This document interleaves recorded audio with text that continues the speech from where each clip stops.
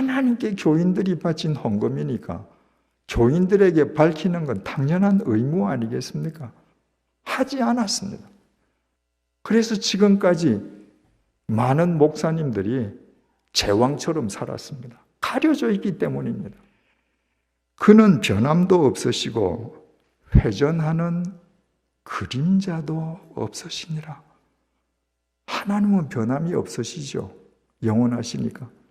중요한 것은 그분은 회전하는 그림자도 없으시니라. 그분은 돌아서셔도 그림자가 안 보여요. 여러분, 만약에 제가 길을 가다가 여러분하고 1대1로 만나서 반갑습니다 하고 얘기할 때 서로 얼굴만 보입니다. 근데 이야기를 다 끝내고 헤어지죠. 그래서 돌아서서 서로 가면 그분이 쭉 걸어가는 걸 보면 그분 그림자가 보여요. 어느 방향이든지 그림자가 있습니다. 왜? 인간은 불투명한 육체를 가졌거든요. 하나님 아버지께서는 돌아서셔도 그림자가 없다는 거예요. 왜? 하나님은 영이십니다. 그림자 없는 하나님을 우리가 믿는다. 그분을 우리가 내 주인으로 모시는 교회로 살아간다. 그림자 없는 교회가 되어야 되는 겁니다. 교회는 그림자가 있으면 안 됩니다. 18절, 그가 그 피조물 중에 우리로 한 첫 열매가 되게 하시려고 자기의 뜻을 따라 진리의 말씀으로 우리를 낳으셨느니라.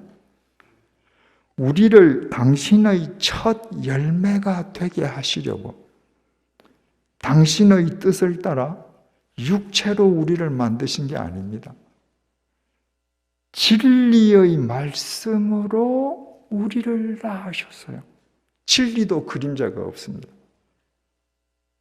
그러므로 그림자 없는 하나님의 첫 열매로 우리가 진리의 말씀으로 나아진 하나님의 자녀로 살아가기 위해서는 일평생 그림자 없는 투명한 삶을 살아야 합니다.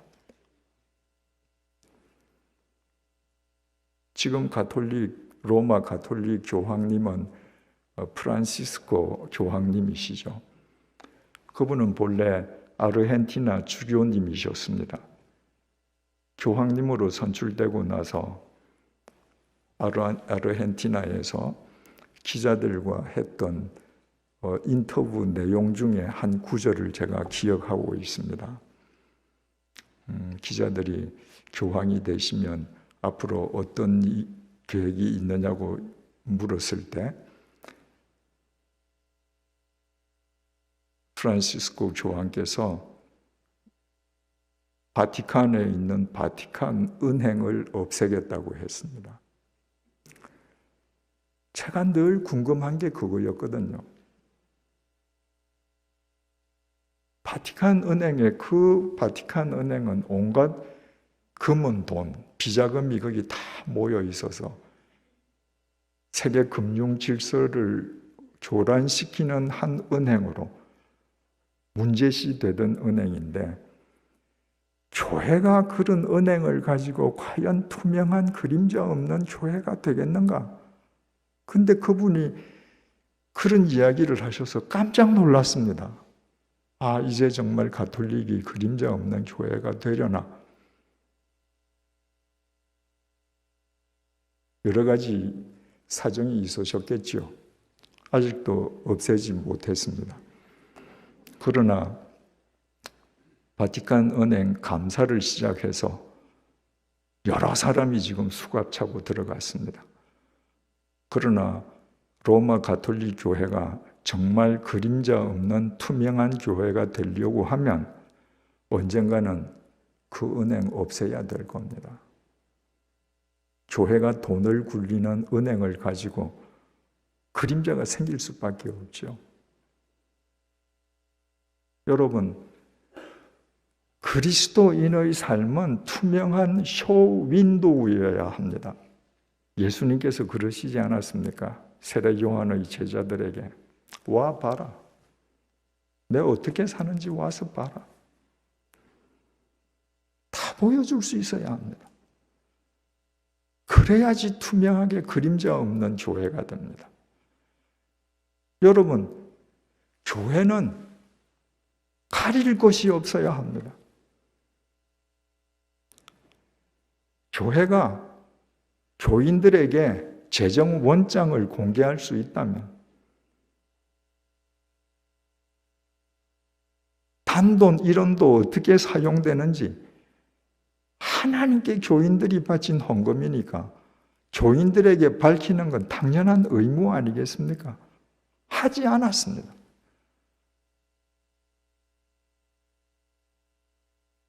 그래서 지금까지 많은 목사님들이 제왕처럼 살았습니다. 가려져 있기 때문입니다. 그런 불투명한 교회, 그런 그림자 짙은 교회, 어떻게 새로워지겠습니까? 당회가 회의를 하고 나서 당회록을 공개한다면, 재정원장을 공개하고 당회 회의록을 공개한다면, 한국 교회가 그 두 가지만 하더라도 저는 목사들 타락하지 않는다고 생각합니다. 목사가 타락하지 않으면 교회가 타락할 확률은 그만큼 줄어듭니다. 투명해질 것입니다. 그림자 없어질 것입니다. 광야교회가 된다는 것, 아웃사이더 교회가 된다는 것, 그림자 없는 교회가 된다는 것, 이거 한마디로 말하면요, 욕먹는 교회가 되는 겁니다. 여러분, 광야의 소리는 인간의 욕심을 위해서 왜곡되지 않은 날 것 그 자체로서의 하나님 말씀입니다. 그러니까 자기 야망이나 욕망을 위해서 하나님의 말씀을 수단으로 삼는 사람들, 하나님의 말씀을 왜곡하는 사람들에게 광야의 소리는 듣기 싫은 소리입니다. 아웃사이더의 소리는 인사이더의 가면 속에 있는 실체를 백일하게 드러내는 소리입니다. 인사이더가 듣기 싫은 거죠. 그림자 없는 소리는 불투명하게 살면서 짙은 그림자를 만들어가면서 살고 있는 사람의 그 음흉한 속마음을 드러내는 소리입니다. 듣고 싶어 하겠습니까? 그러니까 욕먹지 않고서는 광야의 교회도, 아웃사이더 교회도, 그림자 없는 교회도 불가능합니다. 한국교회에서 많이 인용되는 사도행전 초대교회의 특징을 증언하는 내용입니다. 사도행전 2장 43절에서 47절입니다.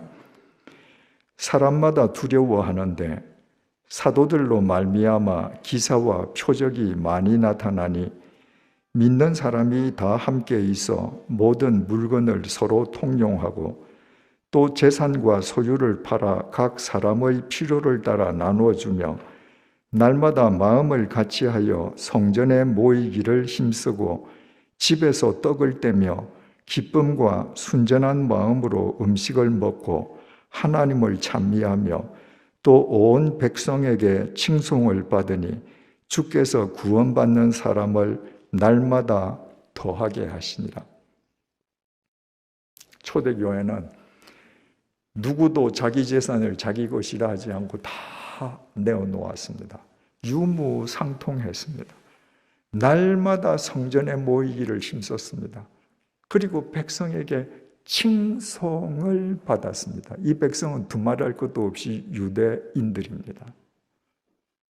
그래서 이 구절로 이야기하면서 다 우리도 초대교회처럼 칭송받는 교회가 되자고 합니다.